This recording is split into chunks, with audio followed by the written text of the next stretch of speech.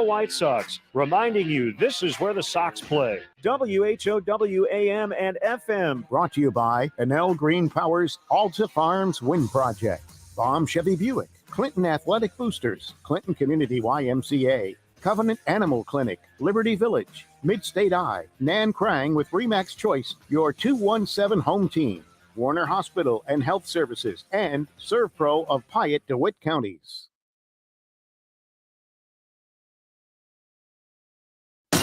Your friend in Central Illinois. WHOW.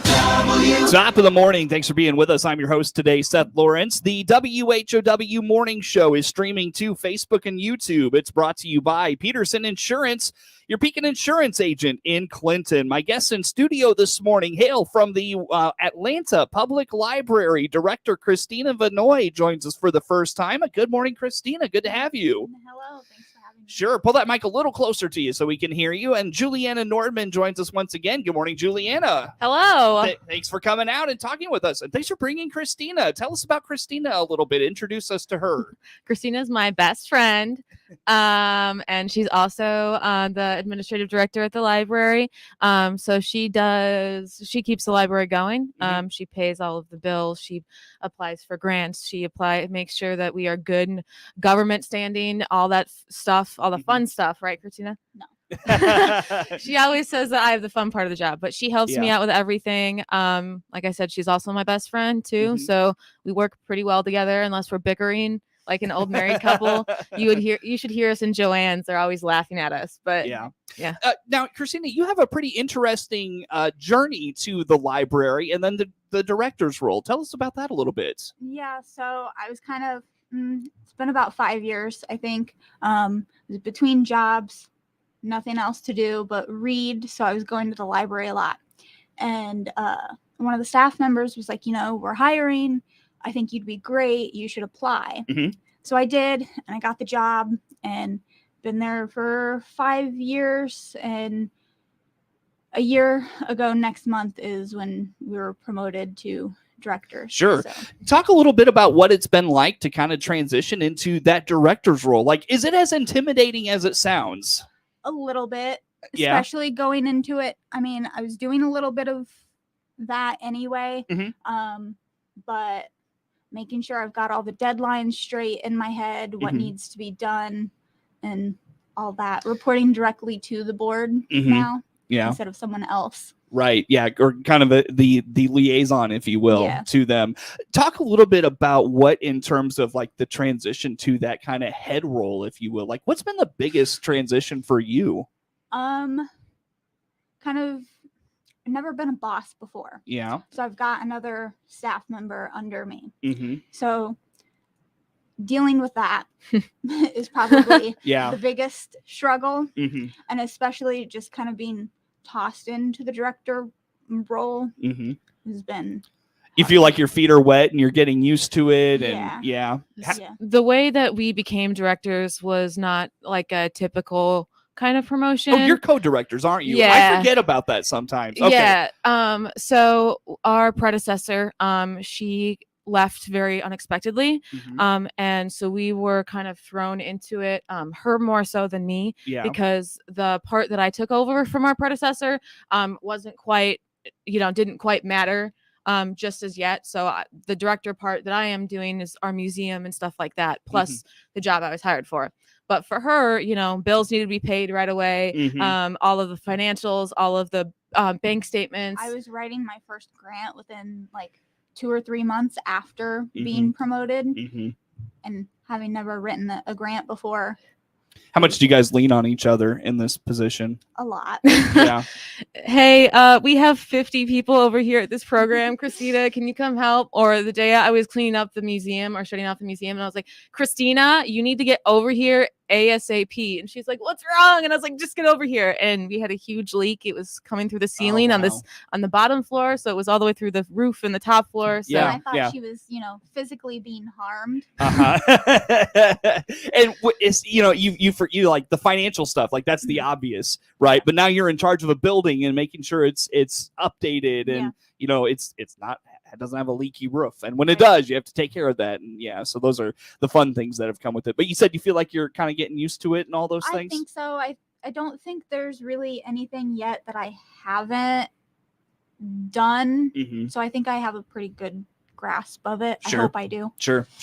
Well, let's dive into all the things happening at the library this morning, ladies. Julianna, I know you've got a couple exciting things going on, and I had Whitney in last week. Of course, she's the Atlanta tourism director. She was talking about the cooking classes that you've introduced. Those sound like they're going quite well. Yeah, we actually had someone message us last night. They're like, "Hey, can I come tomorrow? Do you have a spot? Please, please, please." And we're like, "It's tomorrow," as in today. No, we are fully booked. We have people that are actually coming to the class together so they can both come and cook together, because it's so on demand. I didn't expect it to be that way. I kind of expected it to have a few people just kind of come and have our few regulars. But one of our favorite patrons, shout out to you, Connie, she kind of came and was super excited about it. And then she told everyone in her workout class. So now we have about, I don't know, 6 or 7 older women that are all coming, and everyone's talking about us and everything like that in Lincoln. So it's a great thing for us because that's the demographic we were actually missing, really. So it's a good start for us to get people to come to our stuff, for them to pay attention to us and everything like that. I have to say, I've noticed on Instagram, like couples cooking classes is kind of a thing right now. Like that's something a lot of younger couples are taking up, or even older couples are taking up, is going to cooking classes together. Yeah, we also had talked to a few people in town, and they seemed pretty interested about doing like a mommy and me kind of stuff. We have also talked about doing like teenagers and doing, or like middle schoolers, and doing like intro to cooking. So how to fry an egg, how to make pancakes, how to make ramen, stuff like that. So these kids can make food for themselves. Look at you guys. Christina, tell us a little bit about why community input matters so much in putting these programs together. And Julianna kind of even, expanded on that a little bit, that it provides good ideas for the future. I mean, at the end of the day, the library really only works with community support. I mean, we'd be open, but they'd basically be paying us kind of for no reason if we didn't have people coming and supporting us. Sure. So a lot of good ideas coming out of community engagement. And like Julianna said, a lot of excitement for these things as well. Are all the cooking classes booked up to this point? Like, wow. So I couldn't even get in, man. No. Wow. I mean, I could let you in the last one, the one that I'm cooking, but now what are you teaching? The first one I taught was the Norwegian one, the I remember lefse. that. Yeah. And then I've been kind of scrambling to try to figure out the last one. So I finally decided a few days ago. It was like 10 o'clock at night, and I sent you an email like, this is what I want to make. It's called Bangers and Mash. It's British. It is like sausage and mashed potatoes and onion gravy. So I know that doesn't sound appetizing to you. No. That's all right. What are some of the other themes of these cooking classes? So tonight is Filipino. So that is actually Whitney's husband. Right. That is teaching it, Miguel Ortiz. He is teaching Filipino spaghetti.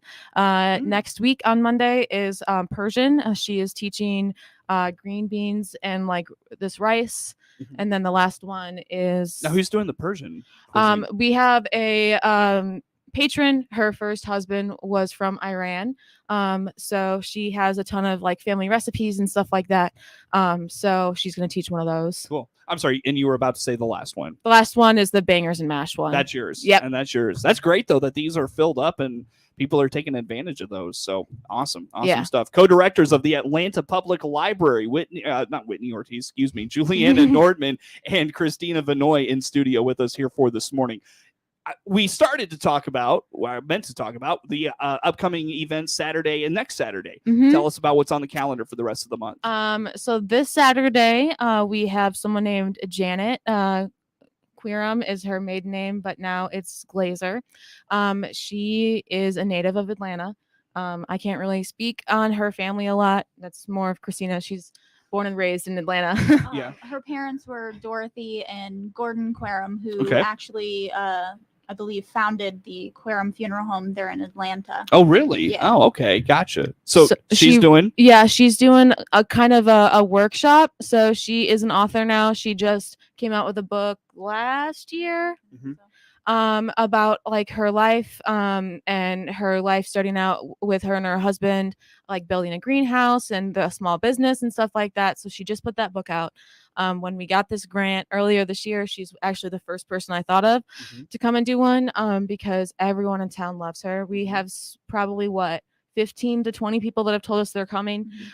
So they're very excited for her. Yeah. Well, and you get that local name recognition. That's going to bring the locals out, if you will, the natives out. So that's a good thing. Excellent. Yeah. So when is this? Where is this? That is on Saturday at 10 a.m. It is at 114 Southwest Arch Street. It is Union Hall Visitor Center, Atlanta Museum, goes by different names in Atlanta, Illinois. So it's Saturday.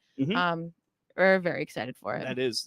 I know you were exceptionally excited about the event. What is that? The 27th then? Yes. The 27th. Tell us about what's going on here. You thought I was excited. Christina is more excited. Christina, I'll have you tell us about this since you're the most excited about this, it appears. It kind of started out, we both follow her on TikTok. We're both, very interested in what she does. It kind of started out, I had jokingly said, hey, after we got this grant, hey, wouldn't it be cool if we could get her to come to the library? Sure. I don't mean to cut you off. Yep. Back us up. Who are we talking about? And you mentioned a grant. Tell us about that. So the grant is actually Julianna's thing. She applied for that. But it's Caitlin Abrams. She goes by Manic Pixie Mom on TikTok. She cleans graves and does the genealogical research behind it. But yeah, I didn't think that she would. I didn't even think that she would reach out and ask. But she did behind my back. Didn't tell me. She calls me at like 10 o'clock at night, and she's like, Caitlin's manager just responded. And I was like, she said no, didn't she? And she's like, no, Caitlin's interested. And then it just kind of went from there. And yeah, the joys of being the co-director. You can do things like that. Yeah. Go behind your co-director's back. So we've recently kind of been like, Christina comes up with all the really cool ideas and I just kind of make it happen. So I have an email that she doesn't look at. I mean, she has access to it if she needs it, but she doesn't look at it. It's not on her phone. So I can do all kinds of stuff like that. Set up things and be like, hey, guess what we have planned? Christina, why are you particularly excited about this? I'm just interested in genealogy. During the middle of the pandemic, I started doing my family research and traced it pretty far back. And I just like that, when you pass on, you expect your grave and your headstone to be well kept. And she goes around, she cleans the ones that are, deteriorated. She, I wouldn't say restores them to brand new, but fairly close where they're readable again. And she does the genealogy behind it. So she tells this person's life story. So they're not, forgotten to now time. What will she be doing in Atlanta? Will she be refurbishing a gravestone in Atlanta? Will she have a story? Is she just going to give general information? What do you ladies know about this? So a lot of, obviously she's on TikTok. A lot of our demographic that comes to our stuff that is around doesn't have TikTok for whatever reason. So she's going to just kind of talk about what she does. We don't have any plans for, her to restore anything or anything like that because she needs chemicals. I don't think she's flying out here. I don't think she can bring any of that with her. But so she's just going to kind of talk about it, talk about what she does, talk about why she does it. Our older demographic is super excited because they're like, oh, people do this. And I'm like, yeah, she does it all the time. And she's not the only one either. She's just the most famous that we know of. So we're so excited. Yeah, that's great. Well, Christina, tell us again the when, where, how folks, by the way, you have to buy a ticket for this. Tell us how to do some of those things. So tickets are actually free. We just need to keep track. We're expecting a large turnout, so we need to Yeah. keep track of how many to expect. I shouldn't have said buy tickets. I'm sorry. No, it's you okay. need to get Get a to- ticket. yeah. Yes. Sorry. So you can we post it fairly regularly on our Facebook, I believe. We're Atlanta Public Library and Museum. You just follow the link. It's on Eventbrite. And register for your tickets there. Mhm. It's next Saturday, August 27th at 6:30 p.m. at the Union Hall building. So 114 Southwest Arch Street in Atlanta. How long do you ladies venture this? Will it be a late night? Will it be a couple hours? I think we're looking at 45 minutes plus like a question and answer kind of thing. So it won't be long, Yeah. but it'll be pretty interesting. She's spending a lot of time there. So she's flying in Saturday night, late Saturday night, and she's flying back out Sunday mid-afternoon. So she's actually going to be there all Saturday with us. So we are trying to figure out what cemeteries to take her to, because you know she's interested just like we are. So it won't be super late, but it'll probably 7:30, maybe 8. Okay, but I bet that question and answer portion will be a lot of fun for a lot of people. I mean, you mentioned given the interest in this, that should be a good time. So, Yeah. Again, how do folks get their ticket for this? Again, it is a free event, but you need to get a ticket just for admission purposes. How about that? So you can go to our Facebook, Atlanta Public Library and Museum. I don't know that I have the post bookmarked, but there's an event page that you can click on the links there, or just email us and we can send you the link. The email address is apldinformation@gmail.com. Also, you can look like Atlanta, Illinois up on Eventbrite's actual website, and you can find it there too. All right, easy enough. Ladies, let's take a time out here. We'll come back with some more. Again, co-directors of the Atlanta Public Library, Christina Vinoy and did it again. Julianna Nordman, our guests in studio here with us today. More to come on the morning show.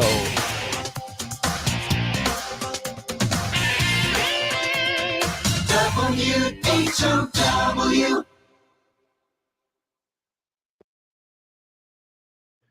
Let's check the opening numbers now at the Chicago Board of Trade on this Monday. I'm Jim Taylor. Corn, beans, and wheat all starting the day lower. September corn 621, down 18 3/4. December corn down 18 3/4, 623 1/2. And March corn 630 1/4, down 18 3/4. September beans 1485 1/2, down 49 1/2.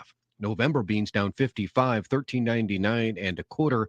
In January, beans opening 1406 1/4, down 54. September wheat 781 1/2, down 24 1/2. December wheat down 23 1/4, 799 1/4. March wheat 813, down 22 1/2.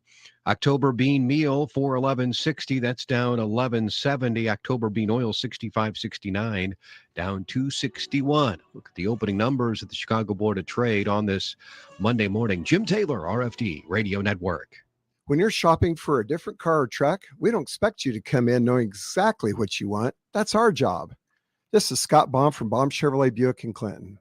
Our staff is trained to ask questions, listen, and help you find the right vehicle that fits your needs, whether you need 3 rows of seats or something sporty to zip around town with. We'll find the right transportation solution, which checks all the right boxes just for you. BaumChevyBuick.com, right from the start. Clinton Save-A-Lot owner Dave Jackson here with a supply chain update.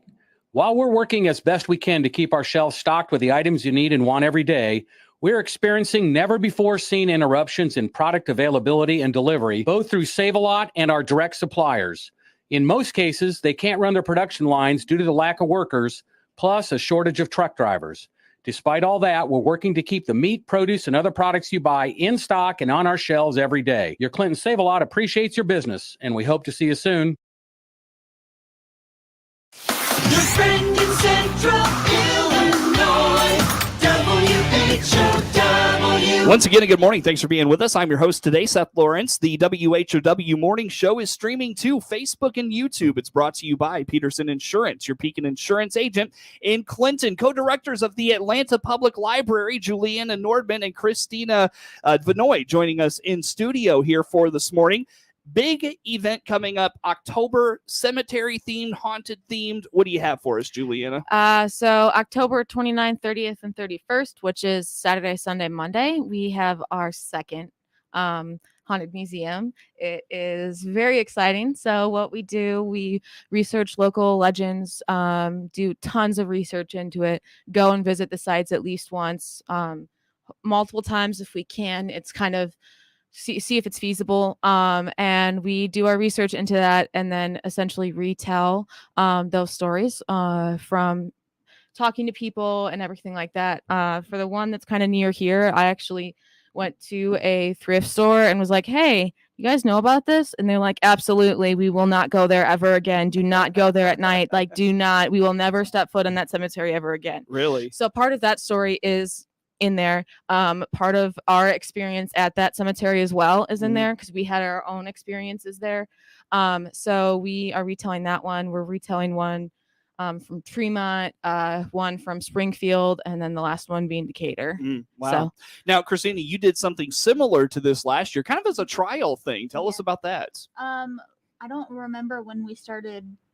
it was talking your about family. it. Yeah, well, fun story. Julian's like, it was your, No. the real in-law thing going on. It was your family. No. It really is her family, though. Yeah. So while I was doing genealogical research, I found out that my third great grandfather was actually the first man publicly executed in Sangamon County. No way. Way back in 1826. Wow. Told you it was her family. Wow. He, his name is Nathaniel Vinoy. He Brutally murdered. his wife, Ooh. and he was tried for it. He was hung for it. They tried to bring him back to life, and that didn't work. So that was kind of the thing that started the first haunted cemetery. We reenacted a bit of it in last year's. We also had more local legends closer to Atlanta or Eminence Township, kind of around there. So we were able to do that. It was really fun. Her niece was in it. We've got a very solid crew this year. We just had our first meeting for it yesterday, and everybody came but one person because she had a family emergency. But we're looking at a bigger cast now. We've got more ideas, bigger stories. One from Decatur that's so fun. I love that story. So we are very excited. And this is all because that was so successful, correct? Like last year's was. Tell us about the surprise and the success of that. So last year on Halloween, obviously we're going to get more on Halloween because that's trick-or-treating. So after they went trick-or-treating, then they came over to us. We had 160 people in one night. I remember we had volunteers sitting outside, and the first couple nights, we had some people. It was a little slow, but I think we were resetting the scenes once every 5 to 10 minutes. And at one as point, more people came in. Yeah, wow. At one point, someone was like, "There's a line clear downstairs." No way. Yeah. Wow. That's amazing. So looking forward to people get into this stuff. Looking forward to more of that. I hate to do this to you ladies. I have to let you go already. Julianna, how do folks learn more about all things Atlanta? By the way, when is this? And again, how do folks get information? So it will be October 29th, 30th, 31st. We haven't really publicized it yet. So this is kind of our first time talking about it publicly. Just because we're excited. We want to keep it surprised. So kind of look for information on our Facebook is the best place to find it. Atlanta Library and Museum. Remember, make sure you're looking at Atlanta, Illinois, Sure. not Texas, Indiana, Georgia, any of those places. Very good. That's the co-directors of the Atlanta Public Library in studio with us. Network News is now. The Big 1520 WHOW Clinton, 92.3 FM,